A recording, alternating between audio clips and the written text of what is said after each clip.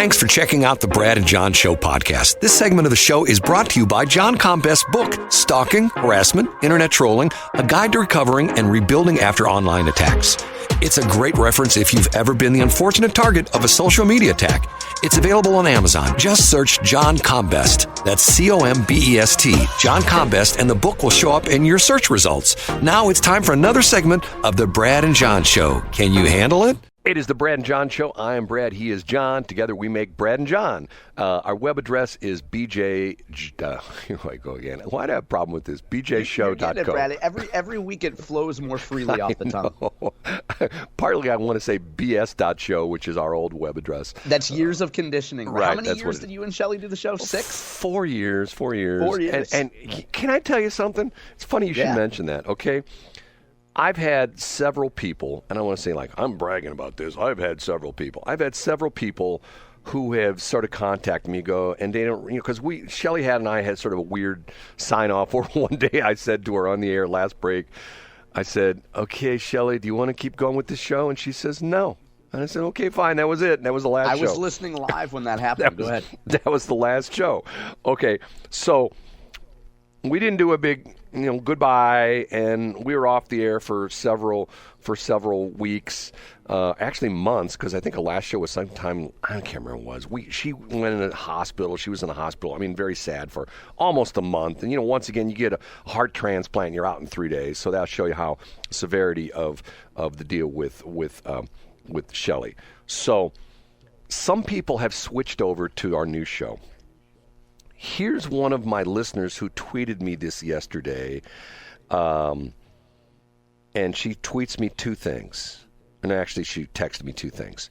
She says, your new show sounds smarter than my pay grade. That's number 1. And then she says, the Brad and John Show sounds introspective and smart. That's a first, right? For both of us, probably. I guess. Not too many. Well, thank you, whoever that is. If you're listening right now, thank you. That's very kind of you to say. And what's interesting we appreciate is, it. At least I know I do. She's a long-distance listener. The amazing thing about this is that when I used to go over the statistics, because we did the same thing with the Brad and John, or with the BS show, where we cut up the audio when I put it on, and we put it up on as a podcast. And I was always blown away about, we were our number 1 market was the St. Louis market. Our number 2 market was Atlanta for some crazy reason. Wow. And our number 3 market was Hartford, Connecticut. I'm going like, okay, why are these people listening to us? Because we try to do a local show. We talk about local things, like we just talked about the Bridgeton Airfence and the airport and stuff like that. And to most people, they're going like, well, I don't know anything what he's talking about. I have no idea where Bridgeton is, and I don't really know what the airport is like. But some people do. Right, stuff like that. Okay. Now, the interesting thing about those stats, though, is that, and I don't know how specific they get, but a lot of times if an internet service provider is based in Hartford and the person is listening from Bridgeton, but their ISP is in Hartford, it might show them as listening in Hartford. Yeah, or they could have the what do you call it? The what's the VPN? Yeah, the VPN. They could have a VPN. They could have VPN. But I imagine too that most of us now that we're doing a little bit more to promote the show than we did in the first week or two, that folks are listening from all around the state of Missouri, Washington D.C. Folks that I used to work with. And obviously, everything that you do to promote the show, Brad, on Facebook and such as well. Right, we're number 1 in Washington, Missouri, because of the fact of Diane Jones, but that's a whole other story. Okay, that's an inside joke. You won't get that. Ask me sometime and I'll explain that to you.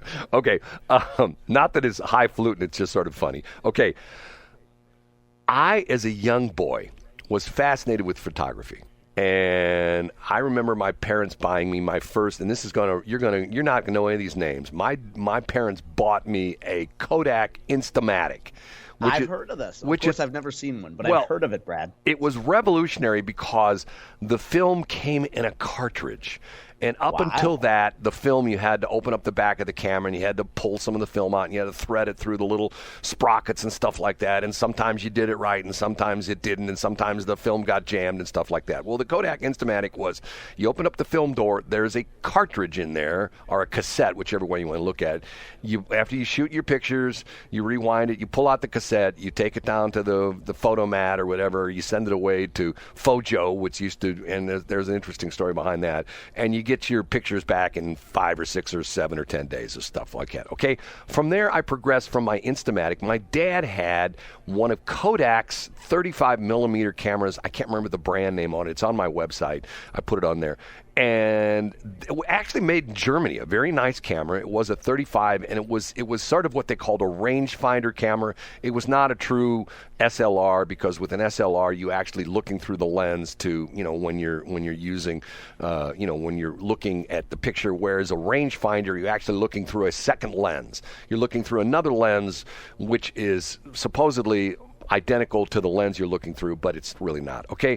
From there, I progressed in all sorts of things. Long story made short, I've done photography and video. Matter of fact, the crazy thing about this is my video predates video, where I won an award in my high school in my senior year for a video I put together called Board of Education, which was done on... And that's on YouTube. People can find it on YouTube. And what's interesting is my middle son found this one day, and he's at work, and he's showing this to his worker buddies. Incredible. It's so good. And it's filmed, the building still exists. Right. Now it's Hazelwood Central High School, right? It was not, at that time was Hazelwood High. And his buddies are going like, oh my God, that's so funny. That's your dad? Okay, so long story made short, most people know me, after doing 50 years in the radio business, most people know me as the radio guy. But I kept thinking to myself, right now I have... Matter of fact, to my left, I have one Nikon camera. I have a Canon camera. To my right, I have 2 more Canon cameras. I have 3 GoPros. I have a Nikon D1, which was the original digital camera. That was the big professional body camera that you saw at all the press conferences, which when it came out was $10,000. I bought it used several years later. I think I bought it in like 2005, 2006, and even still, I paid, I don't know, $2,000 or $3,000 for it used. Oof, wow. And I probably have a dozen lenses, and I shoot lots of video. And so I had this goofy idea that one of my New Year's resolutions was going to be, I'm going to go out and I'm going to shoot, and I still shoot a lot of stills. So if you go on Brad.Cam, my very first video I did, I went down on New Year's Day, I went down to the corner of Carondelet and Bemiston in Clayton, where I started my radio career 50 plus years ago, walked into the 111 South Bemiston building, and took the elevator up to the 3rd floor and started working the original KSLQ. Unfortunately, the building's gone, and it's now the county jail, which is sort of ironic because some of the guys I work with at 111 South Bemiston are probably still at that same address, even though that's not the address for the county jail. So I put together this website, and every day I go out, I do some videos. Yesterday I did a rant video where I got mad at AT&T, and I put that up on Brad.Cam. I see it right now. I haven't watched it, but I see it. Also, I put it up on my Facebook page, and I got a lot of response to it. It's just something I want to do. And what's interesting about it is I go to events. I go to Chamber of Commerce meetings and things like that, and maybe it's the age bracket, but there aren't very many people taking any pictures. Yeah. And I'm thinking to myself, okay, here I'm at these events, and yet nobody's really memorializing the events with video or pictures. That's my goal for 2024. That's all. And if you do it every day, Brad, and I have no doubt that you'll stick with it. Well, if you do it every day, it just becomes a part of your standard operating. It becomes part of what I learned from you, which is TIMD. You have a TIMD list, and it becomes part of your TIMD. Yeah, but I'm not real good at that. So you're sort of my inspiration in the respect that you've done this for 22 plus years. Every day you do the JohnCombest.com thing. And if it's important to you, if anything is important to somebody, you make time for it every day. And And being, having the sniffles isn't an excuse, or having a doctor's appointment isn't an excuse, or having a bad day is not an excuse. Or we just went through was having holidays. Well, it's Christmas Day. Oh, it's New Year's Day. You're exactly Christmas right. Eve, stuff like that. Okay, so I'll get that out of I'll throw that out there. Okay, now, I watch a lot of videos. There's a guy, I've seen this guy before, and he does interesting things. He decided he was going to work Uber Eats 12 hours a day, 7 days a week. And he's going to tally how much money he made, okay? He's working Uber Eats 12 hours a day, 7 days a week. Guess how much money he made in 1 week? I would. Wow, hold on. I'm horrible at math. I would say it probably averaged $12 an hour No, he made almost $2,300 in a week. Wow, in delivering. a week. Now, was he in a decent area, or was Well, he? I don't know where he was. Economically disadvantaged. Well, area? I think he was probably in a good area. I mean, Okay, yeah. But now, once again, you got to back out of that, and he did a little bit of math on that. That was the gross. The net was he had to back out his gasoline, and then obviously there's wear and tear in your car and stuff like that. Yeah, yeah. But if you think about that for a minute, let's just round it down. Let's say when the smoke cleared, he made $2,000 net. So another net Right. came down to 2,000. I mean, minus the car expenses and stuff like that. Okay, in a year, times 52, that's well over $100,000. It is. Now hold on. Did you say he did it 12 hours a day for a week, or for weekdays? A week, 7 days. Okay, so he did 12 hours a day times 7 days. I'm doing some quick math. That's 8. So he worked 84 hours. Right. And he made $2,000. Well, so he made $23 an hour. That's really good. okay. So the interesting part of that is that when people complain that I don't, I know how you I feel can't about find this, a Brad. Tell job, him. Give it to him, Brad. there's nobody hiring. I mean, go out to Everybody's hiring. go You out- cannot walk in. I'm sorry to interrupt. You cannot walk into a store, a gym, a nonprofit, anywhere. I went to somewhere the other day, and the employees are wearing shirts that say, "We're hiring. Right, Please talk right. to us." Drive up and down Highway K in O'Fallon from 40 to 70 and find me a building that does not Absolutely. have a not hiring. And by the way, when a waitress is slow, the first thing out of her mouth, "We're so short-staffed." And by the way, if you know anybody, we're hiring. Oh, yeah. It's the first thing out of their mouth. Well, it's crazy. It's crazy. Okay, so that's the deal with that. Now, one more thing. I read an article yesterday in our trade publication that really made me sad. And it's about a radio station that is gone bankrupt and literally went off the air on Sunday, which would have been That's great news. Can we buy it, Brad? Well, it's in Oregon, okay? Oh. And the story talks about that the bank foreclosed on the guy's building, his radio station studios, and apparently he's had some other issues because he lost one of his licenses to the FCC for what sounded like some not above board action on his part, some crazy stuff. There's in broadcasting, in radio, there's what we call city of license. And a long time ago, the FCC sat down with a map and say, okay, we're going to give city of St. Louis 8 radio stations, and we're going to give Crestwood 1. That's why Casey, I think, still says, if you listen to it, they do their top of the hour ID, KSHE Crestwood, because technically they're licensed to the city of Crestwood. But to me, it was really sad. But the thing that bothered me, I see if I can find it real quick. I'll find the article. And the thing that bothered me was his last comment, which made me think, this guy's sort of thrown in the towel, because of the fact that the thing he says is like, I don't know about this. There's something here that I'm not liking. Let me see if I can find it. I should have bookmarked this. I mean, I would suggest that we try to buy the station. But Oregon has – I've never been to Oregon. But I know they have a lot of hippies. I know they have a lot of potheads. Well, like that's not you know what I just saw, and this is brand new. This is a bulletin on Inside. Is it on Radio Talk? Well, no. Let me tell you this. This is brand new. I just opened up my phone. This is brand new from Inside Radio. Odyssey preparing to file for bankruptcy within weeks. Odyssey is the company that owns Y98, KZK, 97.1, a bunch of other stations. God, that's so sad. That drives me nuts, this whole crazy stuff. Anyway, this guy, I can't find it. Maybe I'll talk about it I just tomorrow. went to Inside Radio and I say it too. Apologies to everybody who's listening. Brad and I are looking at these last minute things.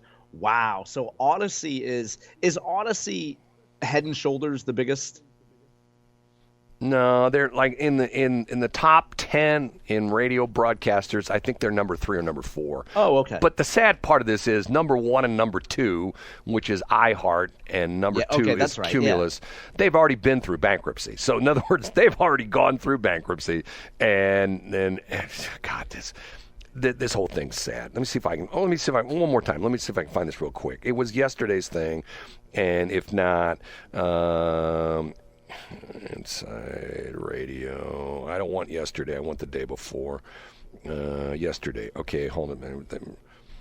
It's on today. Yeah, here it is.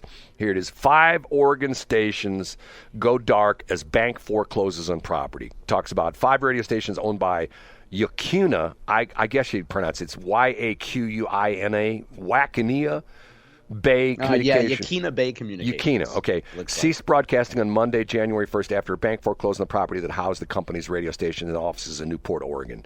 Yaquina Bay Communications owed more than $500,000 in loans and 4 years of unpaid property taxes amounting to $43,000.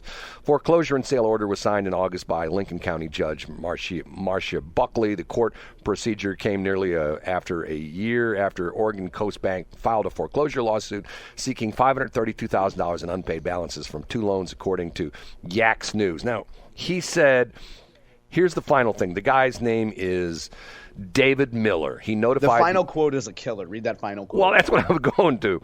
David Miller notified employees in December that the company would be closing. He says, as you all, this is in what he said to the employees. As you all know, the bank foreclosed on us on Tuesday, Miller said in December 8th, email to staff.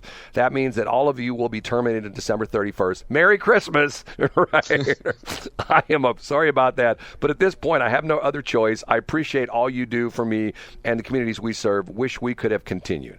And their second last program. The bank was the only bidder at a December 5th share sale of the building that was home to the radio station's 2 tower properties. Miller negotiated to keep the stations on the air through December. And this is the last paragraph. He said, the company never recovered financially from the effects of the pandemic. I know that all too well, and he planned to retire. Quote, we have 22 grandkids in Utah and Idaho, he told the publication. That's where my wife wants to be. So what does that tell you? First of all, dreadful. And let me tell you one of my favorite terms, Brad. I don't know if you've heard this before, but the idea of meat shields. Have you heard of meat shields before? No. It's the idea of using either your kids or your wife as an excuse for something. So if you don't want to continue doing something, you say, yeah, well, but I mean, my wife, it's a real beta cuck move. And I don't know this guy. I'm not saying this is his excuse, and maybe it just came up during a conversation with this guy.